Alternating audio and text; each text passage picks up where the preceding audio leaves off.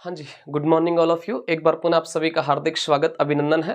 तो आज की नई सुबह के साथ एक नया वीडियो लेकर आपके सामने हाजिर हो गए हैं।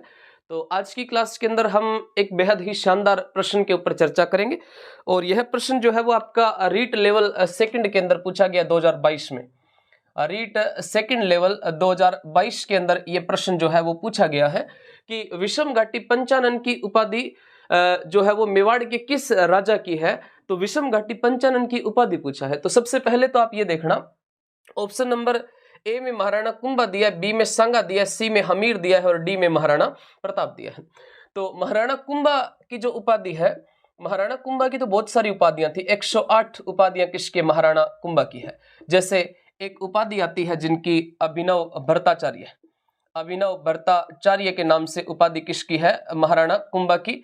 एक महाराणा कुंभा की उपाधि है तोडरमल, तोडरमल के नाम से भी महाराणा कुंभा की उपाधि है। एक महाराणा कुंभा की उपाधि है हिंदू सुल्तान, हिंदू सुल्तान। और एक महाराणा कुंभा की उपाधि है हाल गुरु, हाल गुरु के नाम से भी महाराणा कुंभा की है। हाल गुरु के अलावा महाराणा कुंभा की उपाधि है राजगुरु, राजगुरु के नाम से भी कुंभा की है। और एक उपाधि आती है जिसका नाम आता है शैल गुरु, शैल गुरु के अलावा एक नाम आता है चाप गुरु, और चाप गुरु के अलावा एक नाम आता है छाप गुरु, चाप गुरु के अलावा छाप गुरु भी नाम आता है। छाप गुरु के अलावा दान गुरु भी नाम आता है। दान गुरु के अलावा परम गुरु भी किसका नाम आता है, महाराणा कुंभा का नाम आता है। और इसके अलावा महाराणा कुंभा की उपाधियों में जैसे राणो राय आता है, राणो राय जो है वो महाराणा कुंभा की उपाधियों में है। राणो राय, राणो रासो, राणो राय, राणो रासो और राणो राय, राणो रासो। इसके अलावा महाराणा, महाराणा और महाराजा धीराज, महाराजा धीराज, महाराजा धीराज। नंद नंदीश्वर, नंद नंदीश्वर, नंद नंदीश्वर के नाम से भी महाराणा कुंभा की है। प्रज्ञा पालक के नाम से भी, प्रज्ञा पालक के नाम से भी महाराणा कुंभा की है। वीणा वादक के नाम से भी महाराणा कुंभा की उपाधि आती है। और वीणा वादक के अलावा नाटक राजकर्ता, नाटक राजकर्ता जैसी महाराणा कुंभा की जो है वो कितनी उपाधियां हैं, 108 उपाधियां हैं। इसके अलावा राणा सांगा की बात की जाए तो राणा सांगा को हिंदू पथ बादशाह के नाम से भी जाना जाता है। हिंदू पथ बादशाह किसको कहा जाता है, तो राणा सांगा जो थे इनको हिंदू पथ बादशाह, और साथ में सैनिकों का भग्नावेश कहते हैं, सैनिकों का भग्नावेश भी किसको कहा जाता है, भग्नावेश भी राणा सांगा को कहते हैं, क्योंकि राणा सांगा के शरीर पर कुल 80 घाव थे और 80 घाव होने के कारण राणा सांगा को सैनिकों का भग्नावेश कहा जाता है।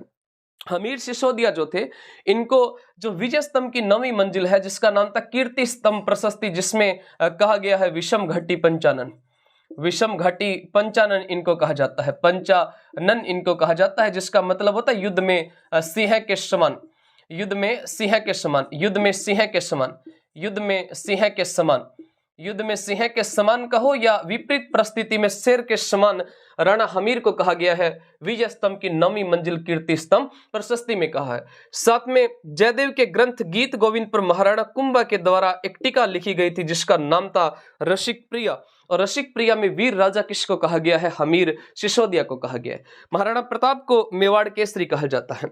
महाराणा प्रताप को क्या कहा जाता है, मेवाड़ केसरी के नाम से महाराणा प्रताप की उपाधि है, मेवाड़ केसरी के नाम से प्रताप की उपाधि है, जिन्होंने 1585 में चावंड को क्या बनाया था, राजधानी बनाया था। तो आज की क्लास का अपना जो सही उत्तर है वो कौन सा है, हमीर सिसोदिया, सी ऑप्शन इसका राइट उत्तर है। और जैसा कि रोज हर क्लास में लास्ट में आपसे एक प्रश्न पूछा जाता है, उसी प्रकार आज की क्लास में जो आपसे प्रश्न पूछा जाएगा वो सीईटी 2023 के अंदर जो है वो प्रश्न पूछा गया है। और प्रश्न ये है कि चावंड प्रताप की राजधानी कितने वर्ष रही थी। चावंड जो है ये प्रताप की राजधानी कितने वर्ष रही थी, प्रताप की राजधानी कितने वर्ष रही थी, राजधानी कितने वर्ष रही थी, महाराणा प्रताप की राजधानी बताना है। ये उत्तर आपको कमेंट करके बताना है। तो आज की क्लास में इतना ही, मिलते हैं नेक्स्ट क्लास में, तब तक के लिए जय हिंद, जय भारत, धन्यवाद।